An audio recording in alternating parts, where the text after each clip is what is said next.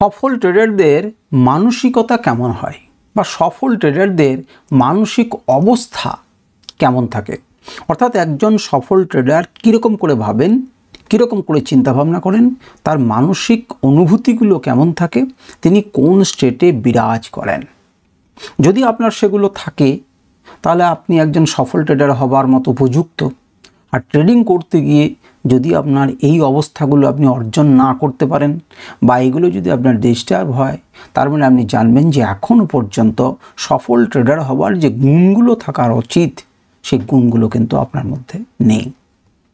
এখন দেখুন, আমাদেরকে কিন্তু নিয়মিত এটা বুঝতে হবে এবং নিয়মিত নিজেদেরকে পরীক্ষা করতে হবে, এবং সেইটা যদি না থাকে আমাদেরকে পূরণ আমাদের নিজেদেরকেই করতে হবে।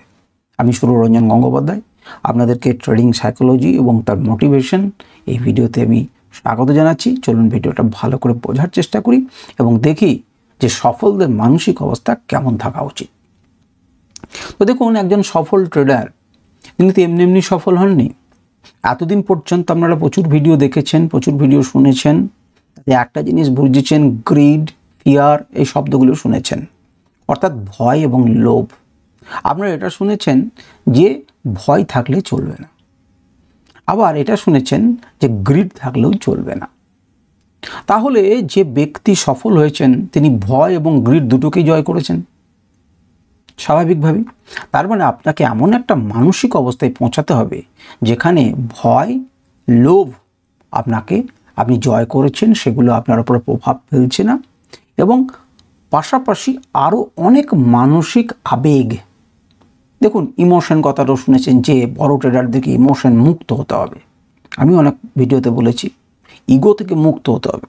তার মানে মেন কথা হচ্ছে একটা মানুষের যেগুলো নর্মাল আবেগ থাকে সেই আবেগগুলোকে একের পর এক জয় করতে হবে, তবে কিন্তু আপনি একজন সফল ট্রেডারের মানসিক অবস্থাতে পৌঁছাতে পারবেন। এবারে এইটা হলে পরে কি হয়, তবে তো আমি করতে পারবো। এইটা হলে পরে কি ত্রুটি হচ্ছে, আর এটা না থাকলেই বা আমার কি ক্ষতি হয়ে যাচ্ছে, আর থাকলেই বা কি লাভ হচ্ছে। ভয়, লোভ ইত্যাদি বহুর ওপরে বড় বড় ভিডিও করেছি, আপনাদের ইচ্ছা হলে সেগুলো দেখতে পারেন। এখানে আমি একটু ছোট করে বলি এই অংশটার সাপেক্ষে, যে প্রথম কথা হচ্ছে আমাকে ট্রেডে যদি জিততে হয় বা ট্রেডিংয়ে যদি আমাকে সফল হতে হয়, তাহলে আমি যে প্ল্যানটা করব সেই প্ল্যান অনুযায়ী মার্কেটকে চলতে হবে। এই প্ল্যানের দুটো অংশ, এক হচ্ছে উপরের দিকে যাবার, যেটা প্রফিটেবল অংশ, টার্গেট হিট করা, আদারওয়াইজ স্টপ লস হিট করা। তাহলে আমি স্টপ লসটাকে পুট করবো যেন, স্টপ লসটাকে ছেড়ে দেবো না যেন, এটা হচ্ছে আমার একটা প্ল্যান। তাহলে এই প্ল্যান অনুযায়ী আমি চলবো, কিন্তু এই প্ল্যান অনুযায়ী আমি চলতে পারছি না। কেন চলতে পারছি না? আমার ভয় হচ্ছে। কেন ভয় হচ্ছে?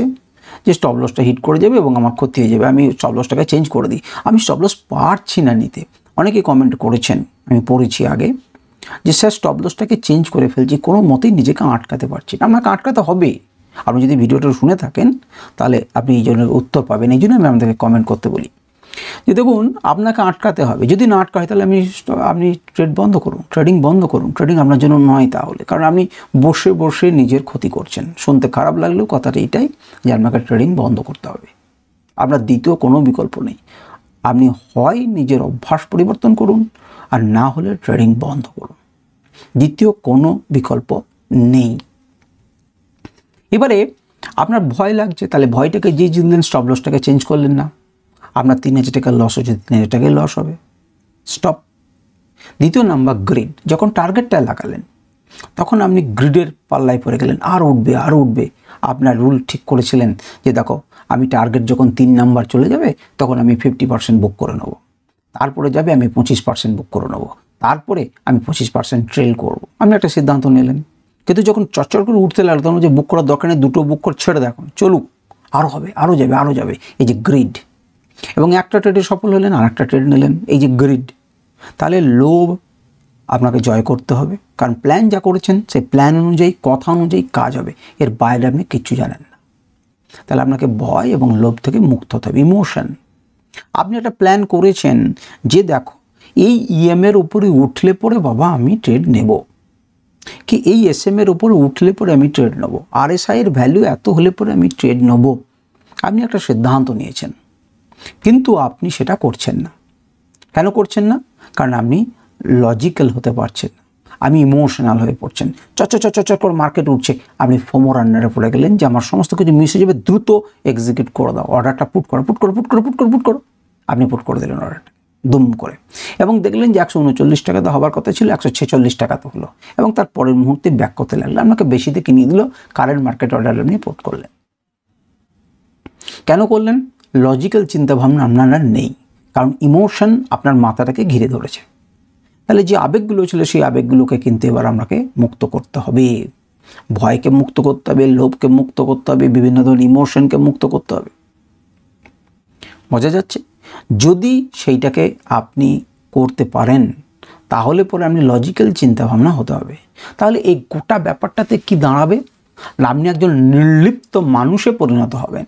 নির্লিপ্ত, কোনো জিনিসে আপনার কিছু যায় আসছে না, আপনার কাউকে বলতে ইচ্ছা করছে না, আপনি ট্রেড নিচ্ছেন, আপনি কিন্তু সিস্টেমটাকে ফলো করছেন, আপনি একটা বোরিং জব করছেন।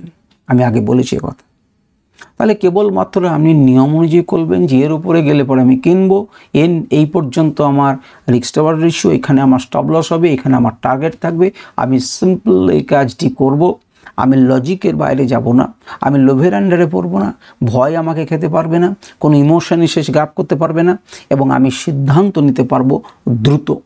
এখন প্রশ্ন হচ্ছে যে স্যার এইগুলো তো শুনলাম, তো দ্রুত এর সঙ্গে কি যোগ? দ্রুত কি করে সিদ্ধান্ত নিতে পারছি?